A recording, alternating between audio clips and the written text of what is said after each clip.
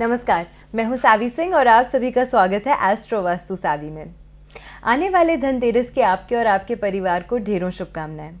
इस धनतेरस बहुत ही ज़्यादा खास महत्व होता है कि अगर आप पूजा कर रहे हैं, आप माँ लक्ष्मी को प्रसन्न करना चाहते हैं, कुबेर महाराज का आशीर्वाद अपनी लाइफ में चाहते हैं, तो सबसे ज़्यादा ज़रूरी ये भी हो जाता है, स्पेशली हिंदू महत्वता के अनुसार, कि आप पूजा को सही विधि से तो करें ही, लेकिन साथ के साथ पूजा को सही मुहूर्त पे भी करिए।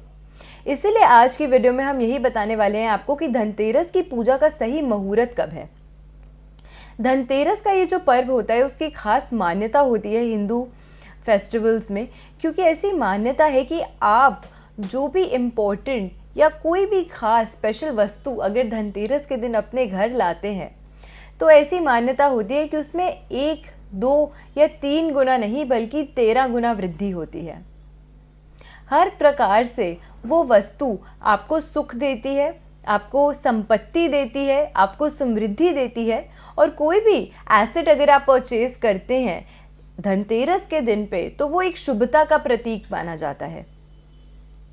कई लोग होते हैं जो बहुत लंबे समय पूरे साल इंतज़ार करते हैं इनफैक्ट कि अगर उन्हें कोई पर्टिकुलर चीज़ में इन्वेस्ट करना है, कोई प्रॉपर्टी में इन्वेस्ट करना है, अगर उन्हें कोई पर्टिकुलर एसेट लेना है, उनको कोई कार लेनी है, तो वो वेट करते हैं कि धनतेरस के दिन पर ही वो ऐसा करेंगे।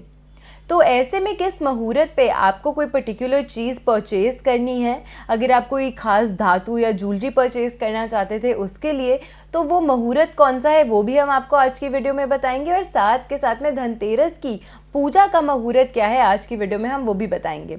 कुबेर महाराज को धन के देवता के रूप में पूजा जाता है, संपत्ति के देवता उनको माना जाता है। और कुबेर जी उत्तर दिशा में वास करते हैं, यानी कि नॉर्थ दिशा में। इसी के साथ कुबेर महाराज जो है वो खजांची हैं देवी देवताओं के। इसीलिए धनतेरस के पर्व पे आप महाराज कुबेर की तो पूजा करते ही हैं। साथ में पौराणिक कथाओं के अनुसार ऐसी मान्यता है कि जब समुद्र मंथन हो रहा था तो उसमें से जो बहुत सारे आभूषण निकले थे, साथ में प्रकट हुए थे भगवान विष्णु जी के स्वयं अंश जो हैं धन्वंतरी देव जी, जो कि प्रकट हुए थे अपने हाथ में एक मटका, एक कलश लेकर। धन्वंतरी देव जो हैं वो देवी देवताओं के वैद्य कहलाते हैं, उनके वैद्य माने जाते हैं। और इस दिन हम कुबेर महाराज जी की पूजा करते हैं, धन्वंतरी जी की पूजा करते हैं। इनफैक्ट धनतेरस का ये जो पर्व है उसका जो नाम है वो स्वयं धन्वंतरी जी से ही आता है, क्योंकि समुद्र मंथन के त्रयोदशी तिथि पर ही धन्वंतरी जी जो हैं वो प्रकट हुए थे। इसी वजह से इस दिन को धनतेरस के नाम से सेलिब्रेट करने लगे। धनतेरस की नाम की जो मान्यता है वो इसी के बाद मिली थी। तो आप कुबेर जी को प्रसन्न करेंगे, धन्वंतरी जी को प्रसन्न करेंगे, लेकिन इन दोनों की ही पूजा जो है वो इनकम्प्लीट है विदाउट गणेश जी एंड साथ में माँ लक्ष्मी।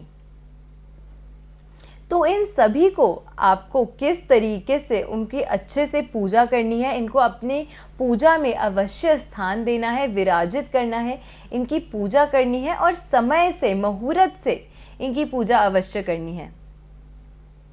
जब आप बिजनेस के लिए पूजा करते हैं तो ज़रूरी होता है कि आप चर लग्न में पूजा करें, क्योंकि चर लग्न सिंबलाइज करता है मूवमेंट को, और हर व्यक्ति चाहता है कि उसके बिजनेस में हमेशा मूवमेंट हो, एक ग्रोथ हो, एक फॉरवर्डनेस हो।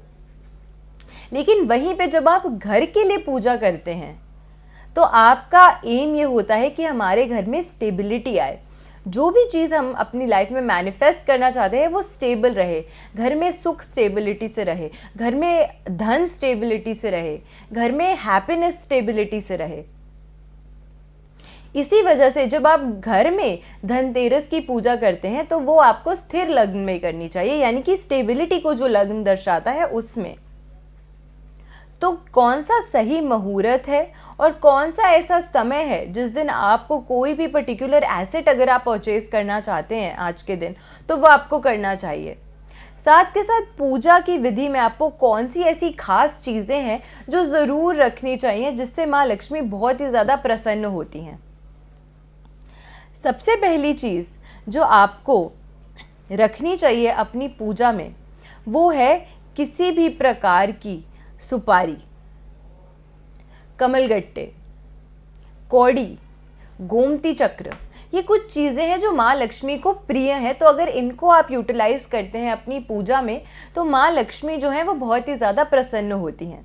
अब धनतेरस के दिन कई ऐसी चीज़ें होती हैं जो व्यक्ति खरीदने का इंतज़ार करता है, चाहे वो प्रॉपर्टी में इन्वेस्ट करना हो, घर खरीदना हो, या फिर कोई भी प्लॉट अगर आप परचेज़ करना चाहते हैं, व्हीकल, गाड़ी, स्कूटर, कोई भी चीज़ आप परचेज़ करना चाहते हैं, अगर आप कहीं भी ज्वेलरी को ख़रीदना चाहते हैं या ज्वेलरी में इन्वेस्ट करना चाहते हैं, तो ये सभी चीज़ें करने का धनतेरस का ये जो पर्व होता है वो बहुत शुभ माना जाता है।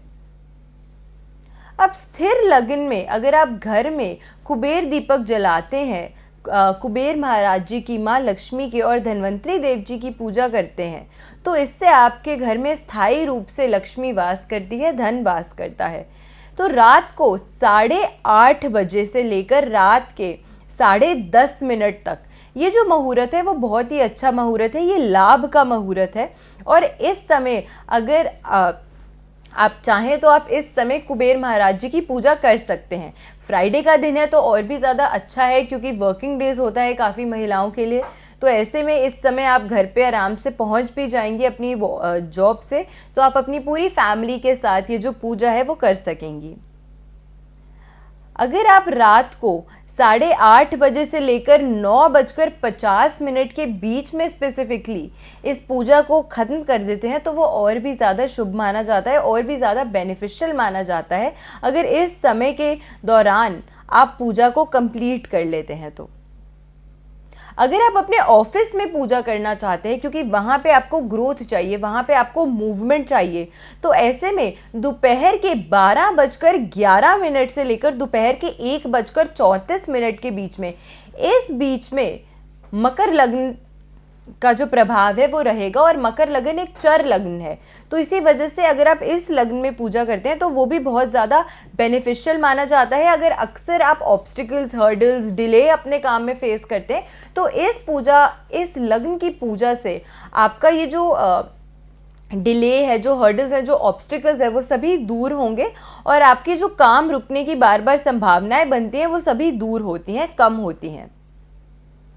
इसी के साथ अगर आप कोई भी खास चीज़ खरीदना चाह रहे हैं, कोई खास चीज़ में इन्वेस्ट करना चाह रहे हैं, तो 10 तारीख को 12:35 के बाद से, यानी कि धनतेरस के दिन पे मध्य आफ्टरनून के बाद से 12:30 ऑनवर्ड्स का जो समय है वो बहुत ही शुभ है। और 11 नवंबर को 1:57 तक दोपहर के ये जो समय है वो प्रिवेल करेगा। तो इस समय के दौरान पे तो ज़रूरी ही नहीं है कि आपको 10 तारीख को ही खरीदना है। अगर 10 तारीख को आप खरीद सकते हैं तो बहुत ही ज़्यादा बेनिफिशियल है। लेकिन अगर किसी वजह से भी, चाहे वो अगर आप प्रॉपर्टी में डील करें तो हो सकता है कि थोड़ा सा डिले हो रहा हो आपको चाबी मिलने में या पेपर्स मिलने में या कोई भी डॉक्यूमेंटेशन कंप्लीट करने में, तो घबराइएगा नहीं कि अगर आपका ये जो काम है वो 10 तारीख को नहीं होता। 11 तारीख को भी ये जो मुहूर्त है, ये जो तिथि है वो प्रिवेल करेगी। तो इसी वजह से आप 1:57 PM से पहले का जो समय है 11 तारीख को, उसमें भी आप ये जो प्रॉपर्टी से जुड़ा हुआ काम है या कोई भी इन्वेस्टमेंट, ऐसी वाइटल इन्वेस्टमेंट आप करें तो उसको आप कंप्लीट कर सकते हैं। आशा करती हूँ आपको आज की वीडियो अच्छी लगी हो। वीडियो अगर अच्छी लगी हो तो अपने फ्रेंड्स एंड फैमिली के साथ इस वीडियो को शेयर ज़रूर कीजिएगा, ताकि वो भी जान सके कि इस धनतेरस पर वो अपनी लाइफ में फाइनेंशियल ग्रोथ और स्टेबिलिटी को अगर सीख कर रहे हैं तो किस तरीके से, किस प्रकार से और किस मुहूर्त में उनको पूजा करनी चाहिए, जिससे इस धनतेरस की पूजा को उनको पूर्ण फल और लाभ प्राप्त हो। ऐसी बेनिफिशियल वीडियोस के साथ फिर से लौट कर आऊँगी इस चैनल पे। आशा करती हूँ आपका दिन शुभ रहे और आने वाले धनतेरस की आपको और आपके परिवार को हार्दिक शुभकामनाएं। नमस्कार।